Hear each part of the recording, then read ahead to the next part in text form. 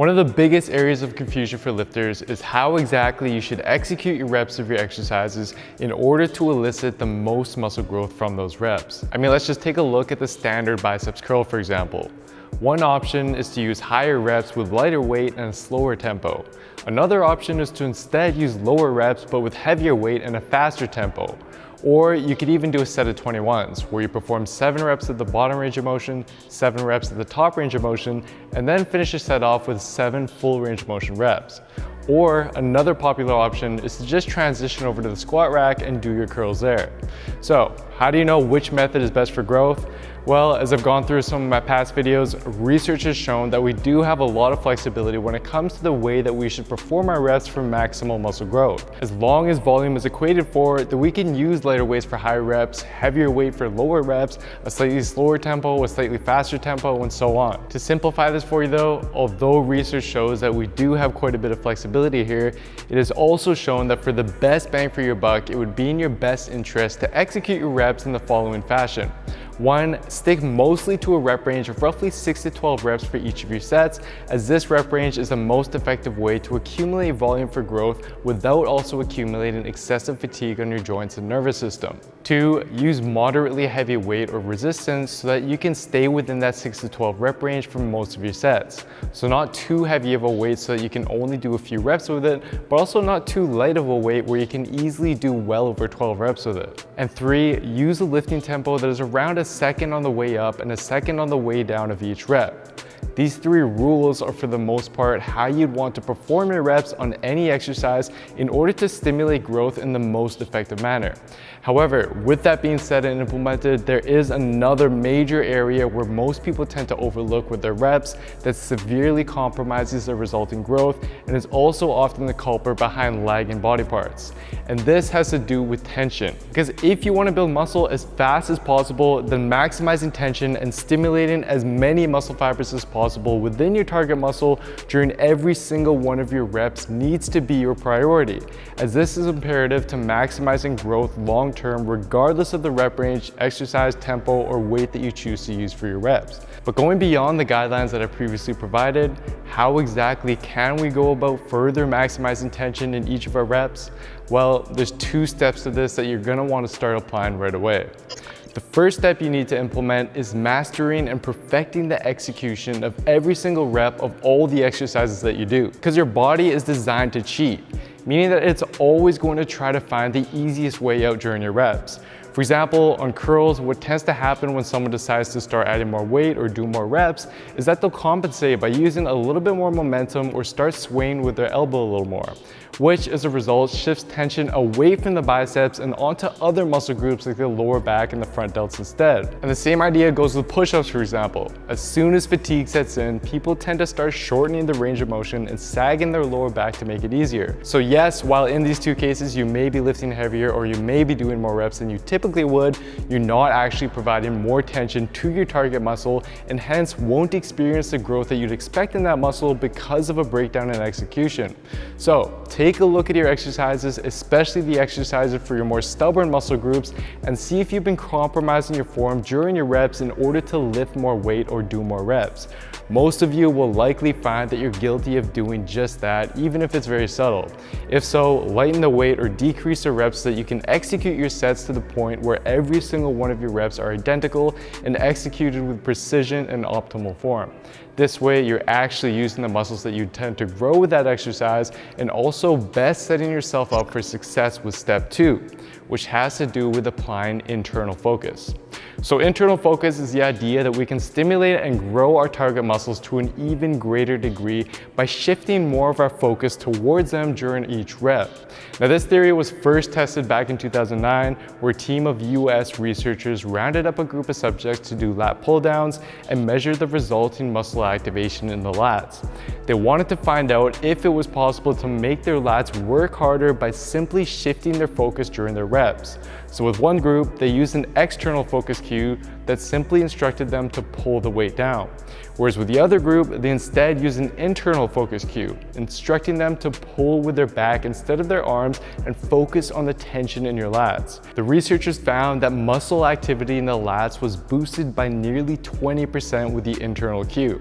And other studies have reported similar results as well, even in different muscle groups, with one study showing more than double the glutes activation during prone hip extension in subjects who were given the simple internal cue for them to use their glutes to lift their legs while keeping their hamstrings relaxed. And what's interesting is that this simple shift in focus has been shown to not only boost muscle activation, but also seems to make the target muscle grow faster than normal as a result. With a recently published 2018 study showing that subjects who were instructed to squeeze the biceps as they performed each curl as opposed to being instructed to simply get the weight up, experienced almost double the biceps growth after a period of 8 weeks.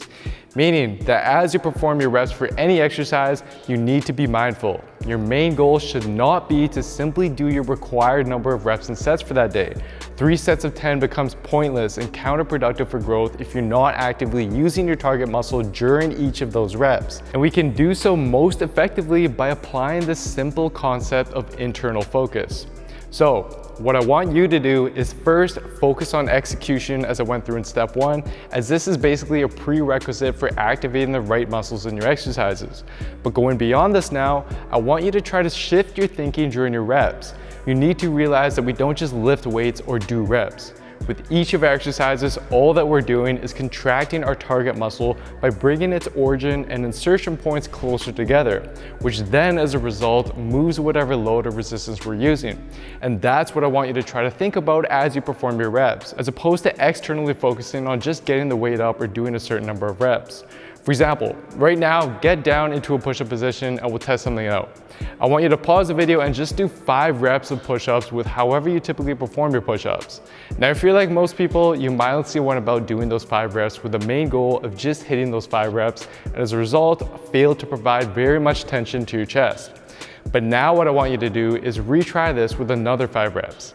This time though, first make note of the origin and insertion points at the chest, which is at your sternum and the top of your humerus shown here. Now during your push-ups, focus on simply bringing these 2 points closer together in order to fully contract your chest, which will then, as a byproduct of this, press your body up. Although you're not going to be able to actually bring these 2 points together, you want to actively focus on this idea and squeeze that arm in towards the middle of your body as if you could bring them together. As you can see, all we're doing is we're bringing these 2 points closer together and further apart to fully contract and fully stretch the chest. And if it helps you out, you can even focus on simple internal cues during your reps, such as squeezing your biceps together or squeezing your biceps into your armpits.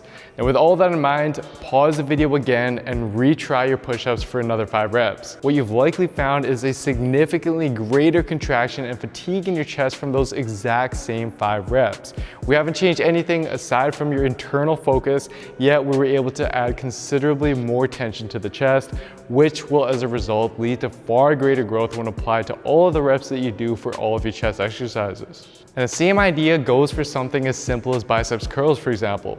Rather than thinking about just lifting the weight up, note the origin and insertion points of the biceps, and instead just think about bringing those 2 points closer together to fully contract the biceps as you curl, which will then as a result lift the weight up. So think less about the action or movement involved and more about fully contracting the right muscles every single rep, as this will result in far greater growth and with less work.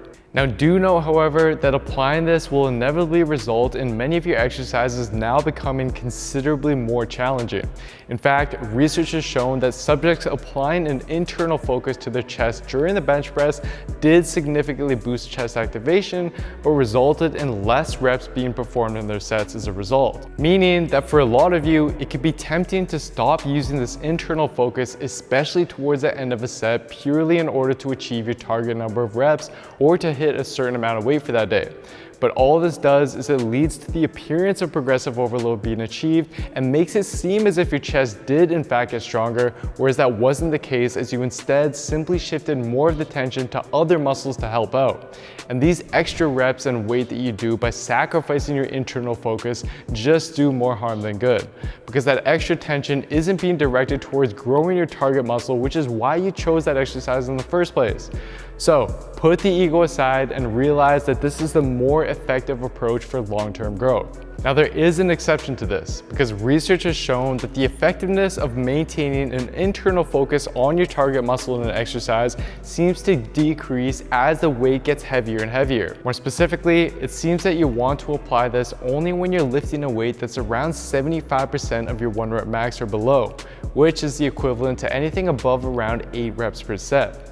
Meaning that for heavier sets of lower reps, and especially for compound lifts like the deadlift for example, here you would instead want to focus your attention on execution and simply getting the weight up. All in all though guys, you need to realize why you're doing your exercises. If your aim is to use those exercises to stimulate your muscles to grow them, then you're gonna be far better off in the long run by prioritizing your execution and focusing on the muscles that you're supposed to be working, as opposed to just moving weight from point A to point B.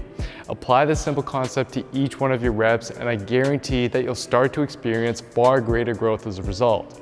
And for an all-in-one, step-by-step program that comes complete with both exercise tutorials for each and every exercise and follow along guides showing you exactly how to maximally activate each of your muscles for growth so that you can see faster results with less work, then simply head on over to builtwithscience.com and take the analysis quiz to discover what program will be best for you and where your body is currently at. Anyways guys, that's it for today. Thank you so much for watching. Please don't forget to show your support by giving the video a like, leaving a comment down below as to what you'd like to see me cover next, subscribing to the channel, and turning on notifications for the channel as well, as this all really does help me out and I really appreciate it.